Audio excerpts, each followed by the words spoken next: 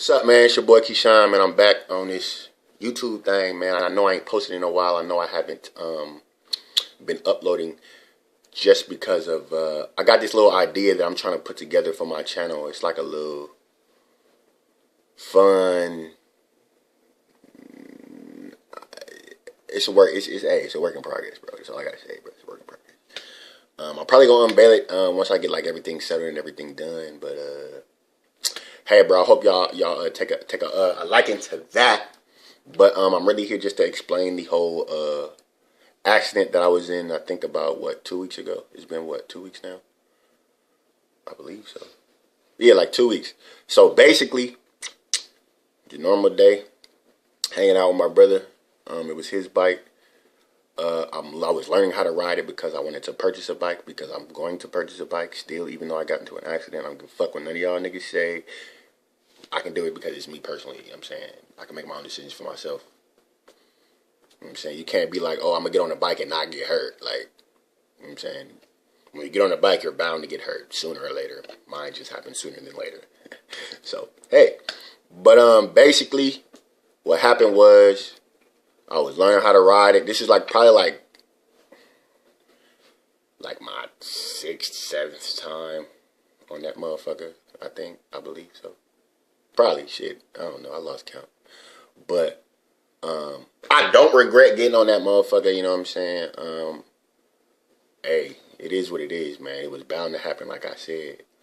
But basically, I was behind Food Max, and I was just on this little strip area, just going back and forth, you know what I'm saying, trying to get everything, learn everything or whatever. And I was a little too extra confident. Like I said, it was my fault, but I was a little too extra confident. I kind of hit the throttle a little extra than what I was supposed to.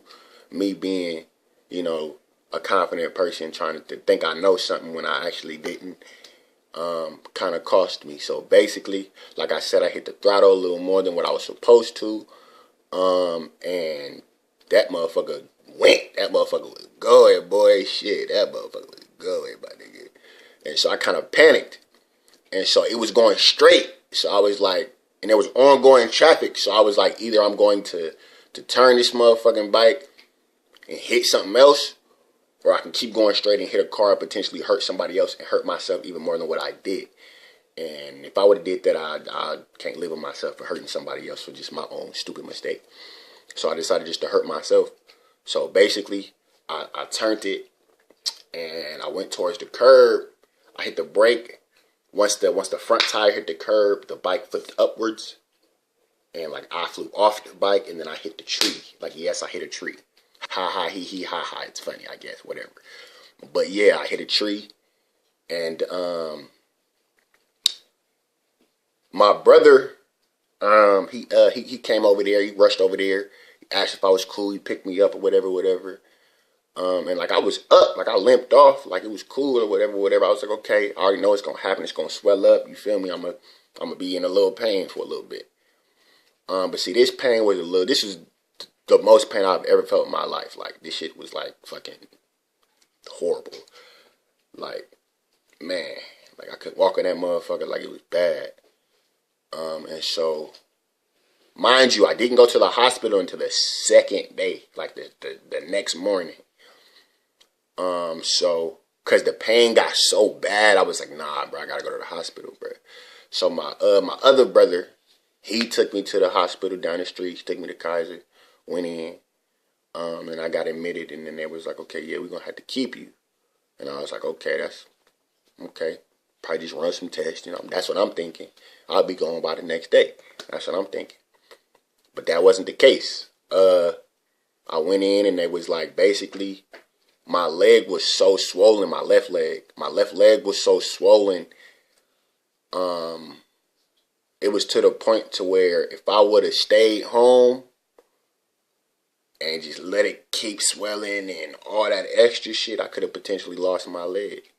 So I believe, me personally, that I made a good decision on going to the hospital the next day. I should have went the day of, but I was like, nah, I'm going to just try to toughen it out and just, put some ice in this motherfucker and go about my day.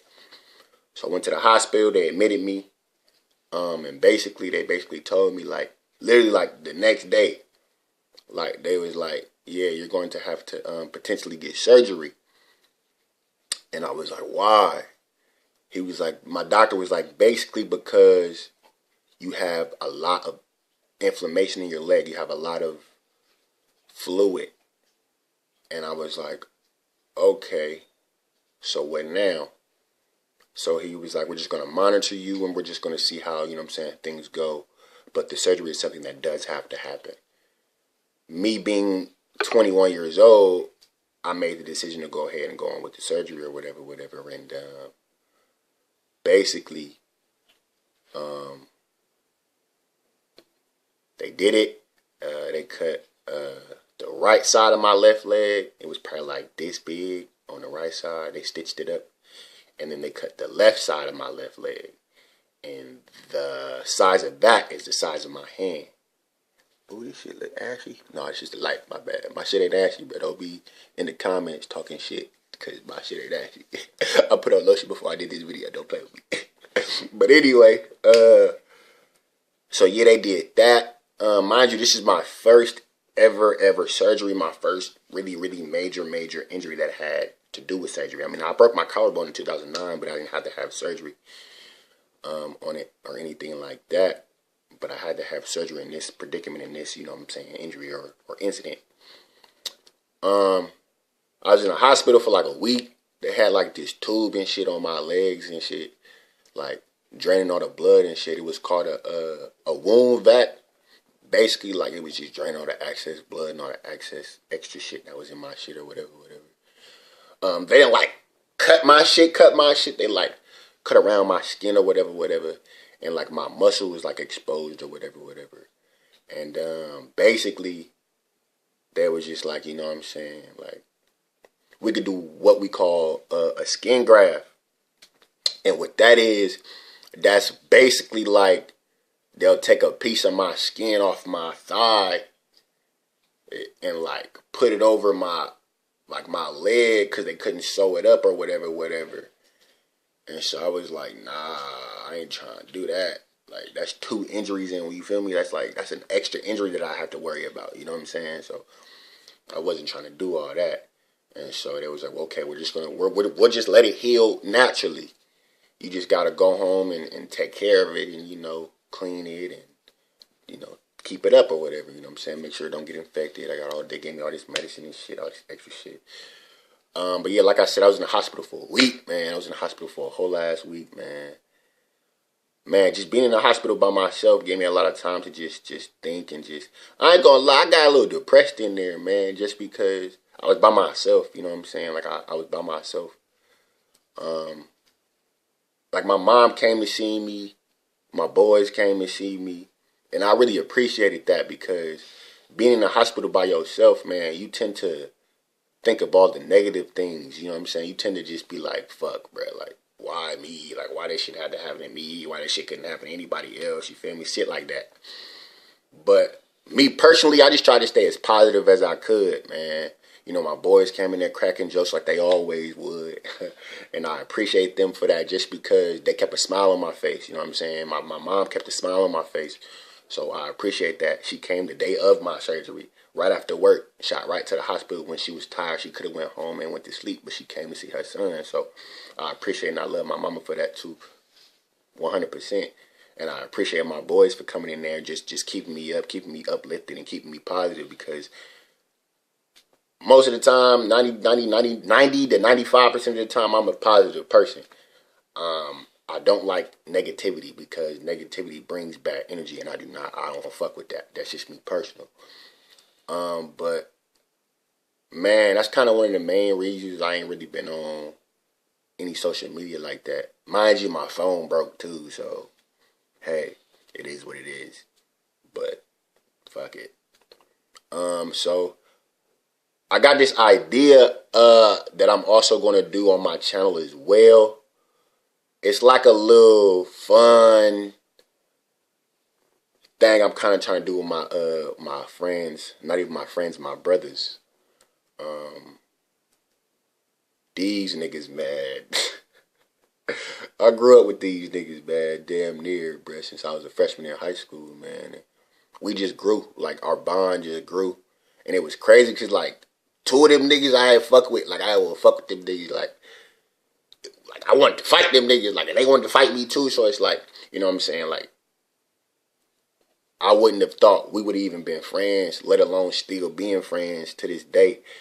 It's been almost 6-7 years now. So it's like, we put in some years, man. Like, we just sat down as niggas and as men, and we was just like, bro, like what's the beef about? You feel me? Like, why do we want to fight each other? And we sat down and talked about it. Like, bro, I don't know. Like, okay, I don't know either. Like, you cool? You cool? Like, yeah, I'm cool. All right, bet. So we cool then. And that's how it was. And we just became cool from there. Man. The advice that I would give people, man, is keep your circle small, man, because you never know, man. It's a lot of shady people in the world. It's a lot of disrespectful and shady motherfuckers in the world that'll try anything and everything to get on your bad side. Trust me, I know. But like I said, I'm so positive. It's hard to get on my bad side, and it's hard to really make me really, really upset because I'm such a positive person. I keep a smile on my face 95% of the time. It is. But like I said, man, keep your circle small, man, because you never know what could happen. And I know my boys got my back 100%, and they know I got their back 100%. Period. Ain't no wishy-washy, ain't no switching up. We've been the same niggas since freshman year to each other, bro. Like, them really my niggas. Them really my brothers for life, period. You know, I have real brothers, but these are my brothers, period. Because I grew up with these dudes, you feel me? And it's like, you know what I'm saying? I wouldn't replace them niggas with any other niggas in the world. I don't fuck what nobody say. Them my niggas, period. And it's like, you would want that, you know what I'm saying? You would want to have a small circle. I can count all my best friends, my brothers, on my hands. And I still got fingers left over. And I feel like if I can do that, I'm winning. I don't need a whole bunch of friends. I don't need a whole bunch of so-called friends. I don't need acquaintances. You feel me? I just need a cool, small little knit group. The same niggas I've been fucking with since day one. I ain't never switched up on my niggas, and my niggas ain't never switched up on me. Period. That's just how I go. But like I said, man, I'm gonna start posting a lot more. I'm trying to do a lot more content. I'm trying to bring a lot more just laughter to people's day. I just want to bring a lot of smiles to people's faces because I'm such a positive person, and I feel like I can do that. You know what I'm saying? I'm not a negative person. You would rarely see me with a smirk on my face. Like, honest to God, you would rarely see me with a smirk on my face. But like I'm saying, man, if you got a best friend or somebody you call family, keep them close to you because you never know what could happen. In my instance, it was an accident. You feel me? And my brothers came to the hospital just to lift me up, you know what I'm saying? Because they knew I was there by myself. Even though they had their own situations and they had their own business they had to take care of and their own things they had to do, they still made time for your boy, man. And I really appreciate my niggas for that, man. And I won't forget that. I love my niggas, man, period, bro. And I can get on camera and say that with a straight, confident face because they my niggas, man. And I appreciate them 100%. My little nigga, Javon Harris, that's my little nigga, man. He's a rising star in this dancing shit. You feel me? That's my little nigga, man. I'm gonna post his app name in the little description below, and I'm also going to shout him out on Instagram, bro. So go follow that little man, man. He's a junior in high school and he doing his thing, man. I appreciate that little boy, man. For real, period. I mean, he's not a little boy, but y'all know what I mean. You feel me?